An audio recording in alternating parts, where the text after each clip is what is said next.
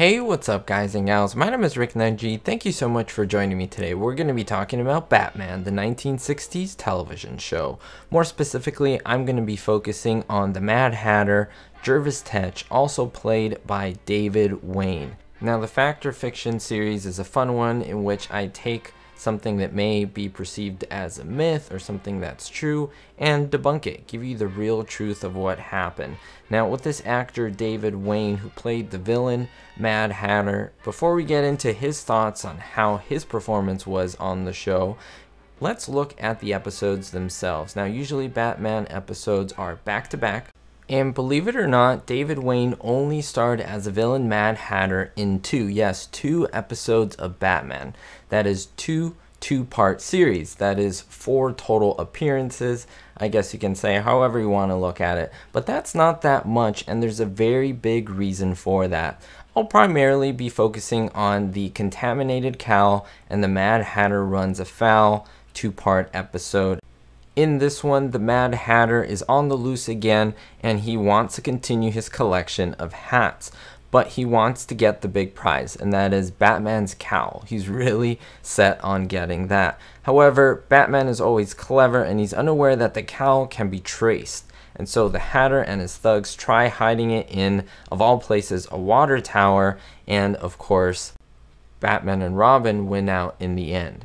Now, what are his thoughts? Well, he said that it was actually really difficult for the cast, the crew, and even the production staff to get him to do the second episode, that is the second 2-part series of the Mad Hatter. Now, why? He uses this analogy, and I think it's pretty fun, and that is he likened it to having a firearm held to his head. They had already written the script for the episode, that is the ones I am talking about, Contaminated Cow and the Mad Hatter Runs Afoul.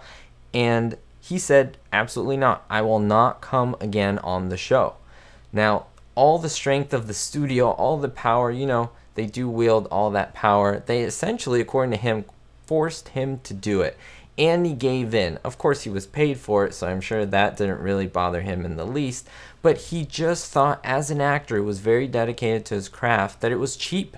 That's the word that he used. He also used the phrase, it was beneath him, and as a performer, it was something that he didn't want to do. So, reluctantly, he finally decided after being pressured, as he would call it. Now, most of the fan mail that he did get during the course of his life was surprisingly from Batman, and the kids would write him a lot of letters, and ironically, it was the part that he really wasn't wanting to know about, but everyone decided to know him for. I want to know your thoughts down below, guys and gals. Were you a fan of the Mad Hatter? Did you enjoy seeing him on screen? I personally thought he was in more episodes than just this, but maybe that shows that he was rather enjoyable to watch. What do you think about the gimmick and the hat? All your thoughts down below. We'll love to hear them. We'll see you next time, guys and gals, and don't forget, be hopeful.